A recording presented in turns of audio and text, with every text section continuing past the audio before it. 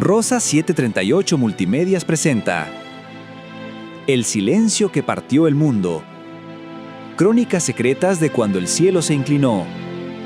Un viaje breve pero profundo al instante en que Dios rompió el silencio de los siglos y la historia cambió para siempre. Un programa que revela lo oculto, ilumina lo eterno y despierta asombro ante el mayor misterio. El nacimiento del Rey que vino a transformar el mundo. Bienvenidos a una nueva exploración.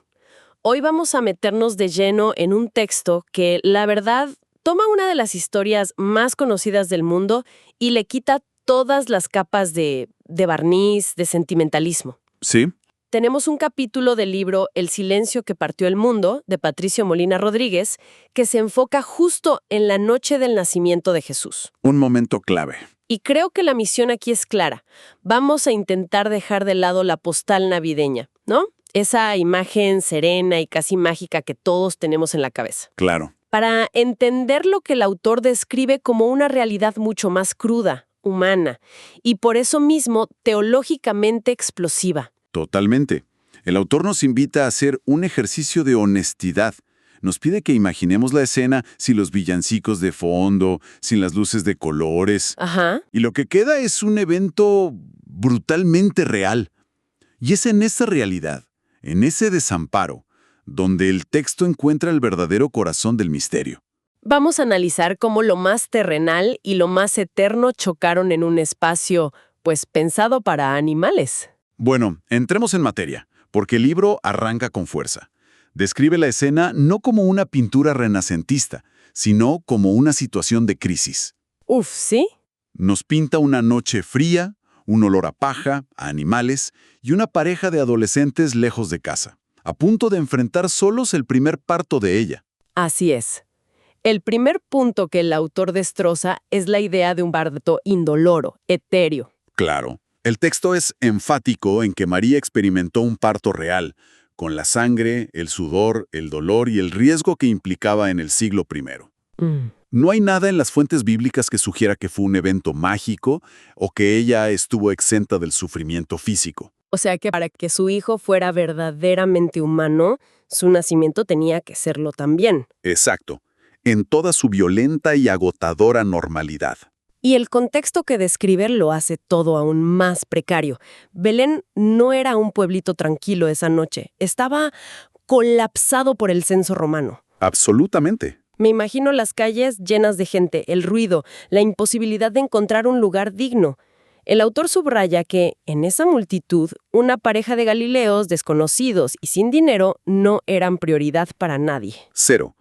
La idea de encontrar una partera disponible era sencillamente una fantasía. Has dado en el clavo. De hecho, el texto enfatiza que ese desamparo no fue un accidente, fue una pieza central del evento. Ajá.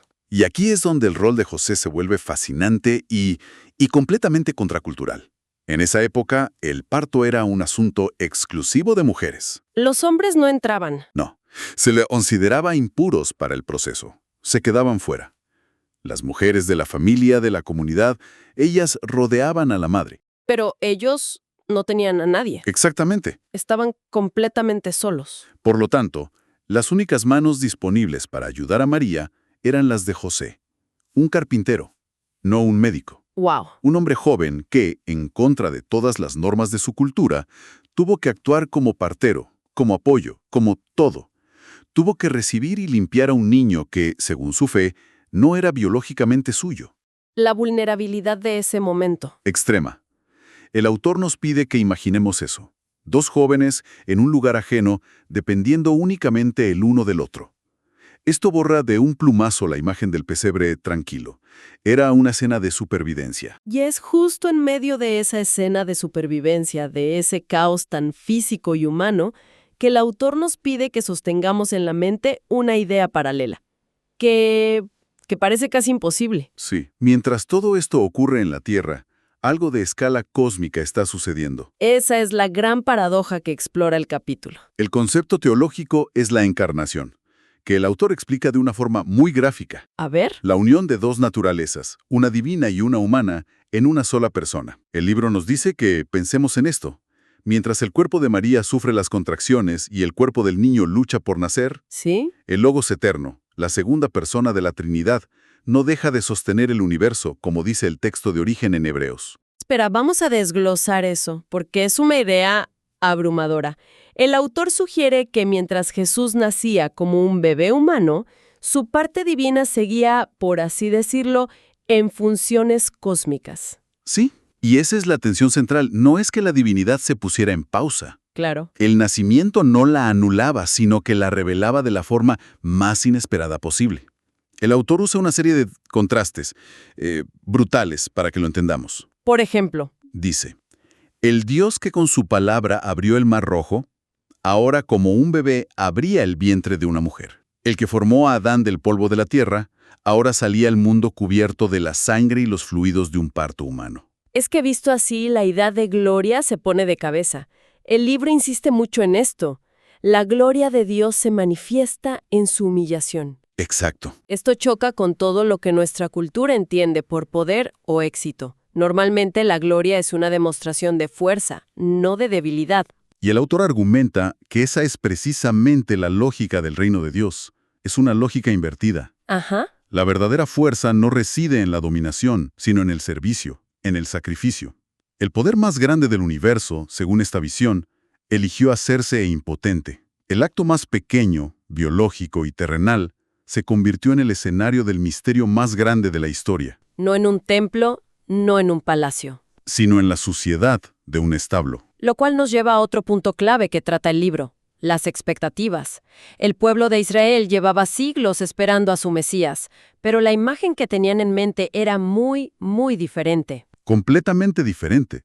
Esperaban un libertador político, un genio militar como el rey David, que aplastara a los romanos. Claro, alguien con poder. Esperaban un rey que restaurara el honor de Israel, alguien que llegara con fanfarrias, con ejércitos, con una demostración de poder innegable, un Mesías que se sentara en un trono, no que durmiera en un comedero de animales. Entonces el nacimiento en un establo no fue un simple accidente, una falta de planificación. No, para nada.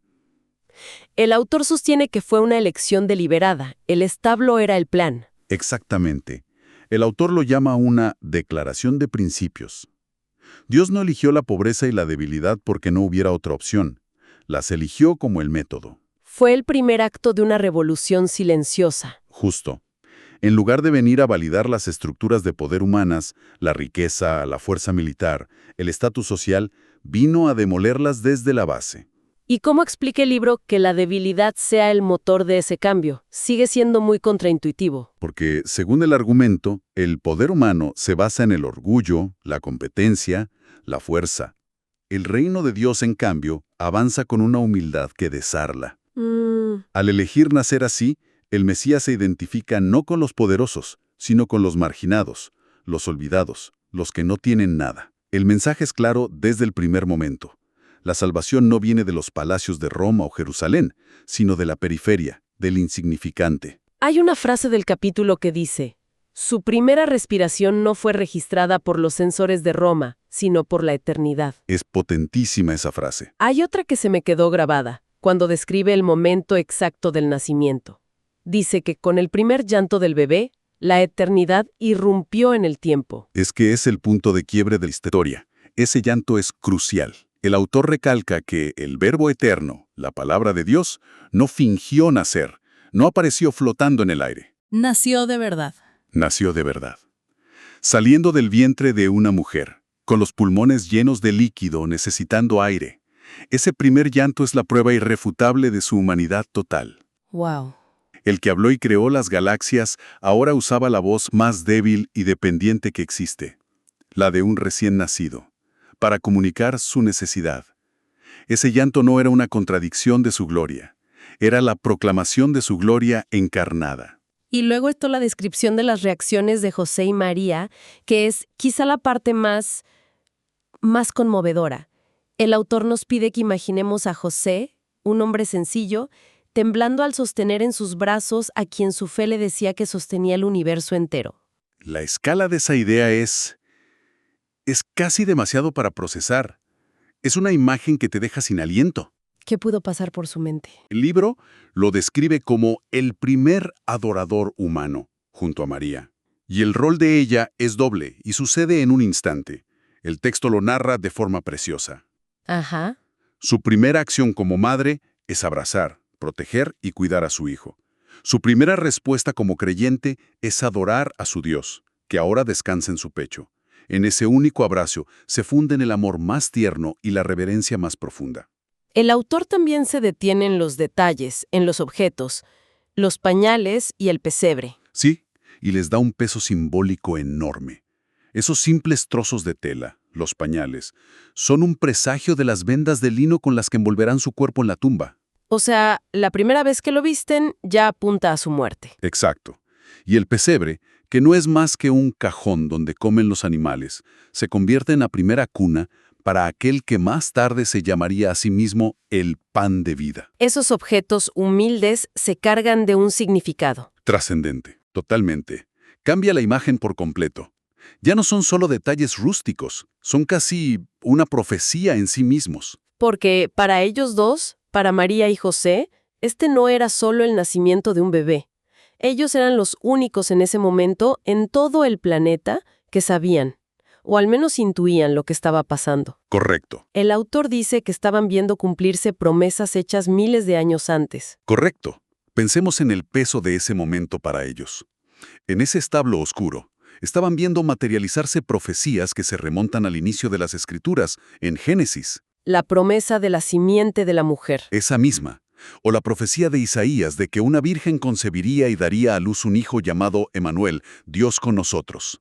El texto aclara que, con toda seguridad, ellos no comprendían la totalidad de lo que ocurría, Claro, era demasiado grande. pero su fe fue suficiente.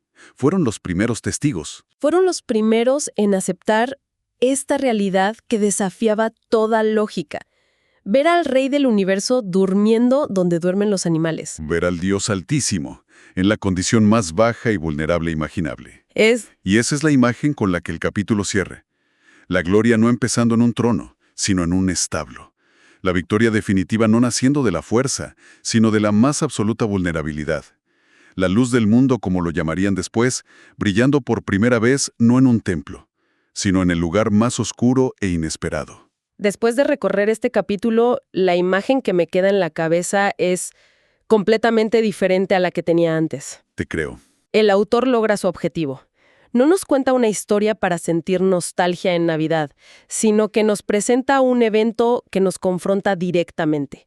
La noche del nacimiento fue sucia, dolorosa, real y humana. Y precisamente por eso, gloriosa. Sí, el capítulo termina casi como un desafío al lector. La pregunta que deja flotando en el aire es, ¿estamos dispuestos a recibir a un rey que viene de una forma que subvierte todas nuestras expectativas? Humilde, pobre. Marginado y rechazado desde su primer aliento. O si en el fondo preferimos seguir esperando un Salvador hecho a nuestra medida, ¿no? Uno que sea poderoso, exitoso, cómodo y que no nos exija renunciar a nuestras propias ideas de grandeza. Visto así, el pesebre deja de ser un adorno y se convierte en un espejo. Sí, Nos interpela, nos muestra nuestra propia fragilidad, pero también nos anuncia que la salvación llegó, aunque no bajo nuestros términos, sino bajo los suyos. es un recordatorio de que la victoria, según esta visión, comenzó en la debilidad. Y esto nos deja con una última idea para reflexionar. El texto resalta que el plan se cumplió de una manera que nadie, absolutamente nadie, habría imaginado. Y esto me lleva a preguntar. En nuestra propia búsqueda de respuestas, de propósito o de sentido, ¿cuántas veces seguimos buscando la grandeza en los palacios, en los lugares de reconocimiento y poder, cuando quizá las verdades más profundas y transformadoras nos están esperando en los establos humildes e inesperados de nuestras propias vidas?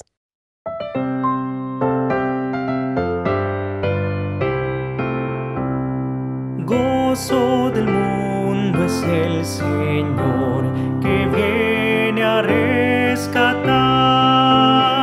con gratitud y con amor al Rey glorificad, al Rey glorificad, al Rey glorificad.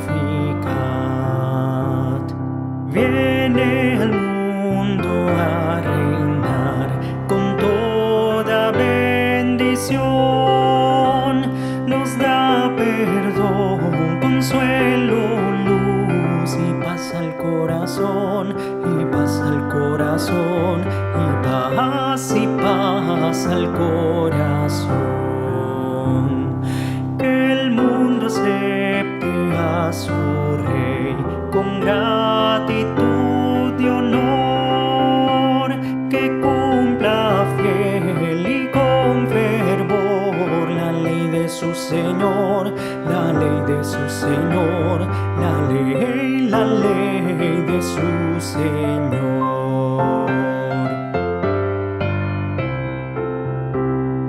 Que el gozo cunde en derredor por tan precioso don que Dios nos da con gran amor, el don de nuestro Dios, el don de nuestro Dios, el don de nuestro Dios.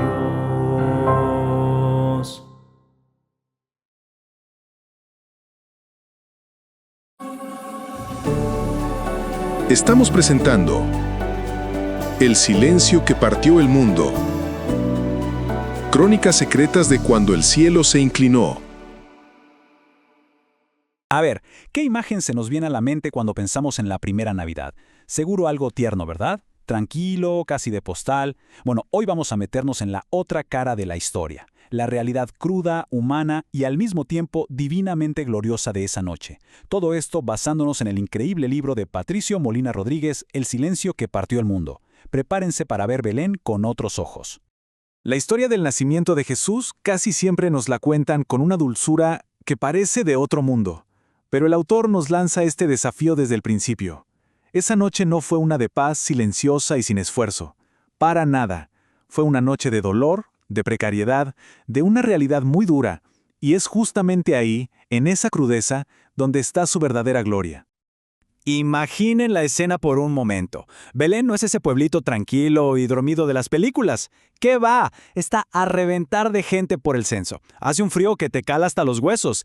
Y simplemente no hay lugar para nadie más. El escenario para el evento más grande de la historia no es un palacio, es el caos y el rechazo. Y es aquí, en el lugar más humilde que se puedan imaginar. Quizá una cueva o un cobertizo para animales, donde todo va a pasar. Lo que el mundo vería como algo indigno, en el plan de Dios, era el lugar perfecto. Esto no fue un accidente, fue una elección. Y miren, esta comparación lo deja clarísimo. De un lado, lo que cualquiera esperaría para el nacimiento de un rey. Un palacio, lujos, gente importante.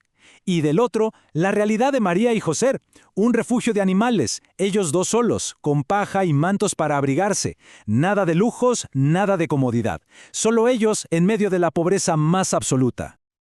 Ok, ya tenemos el lugar. Ahora vayamos a la experiencia misma. Porque el nacimiento de Jesús fue, antes que nada, un nacimiento. 100% humano, con todo, absolutamente todo lo que eso significa. La imagen que solemos tener es la de María, serena, casi sin esfuerzo, ¿no? Pero la realidad en el siglo I era otra cosa. Un parto era un evento peligroso, agotador, doloroso. Y María pasó por todo eso. Su experiencia fue real, física y estuvo llena de riesgos. Y sus desafíos eran gigantes. Pensemos, estaban solos. En una ciudad llena de gente, no encontraron una partera que los ayudara. Estaban lejos de su familia, de su gente. ¿Y José? Bueno, José tuvo que hacer algo que en esa cultura no le correspondía a un hombre: asistir en el parto. Estaban ellos dos, solos, enfrentando este momento que cambiaría la historia. Pero, a ver, mientras todo este drama tan humano se desarrollaba, algo infinitamente más grande estaba ocurriendo. Un misterio que, de verdad, desafía toda nuestra lógica. Esta paradoja es que es una locura. El Logos eterno, o sea, la palabra misma de Dios que creó el universo, estaba a punto de nacer como un bebé, totalmente dependiente de su madre, y al mismo tiempo, ese mismo ser seguía sosteniendo cada estrella en el cielo, la fragilidad humana y el poder divino juntos en una sola persona. Este concepto tiene un nombre: encarnación, y es el corazón de todo este asunto.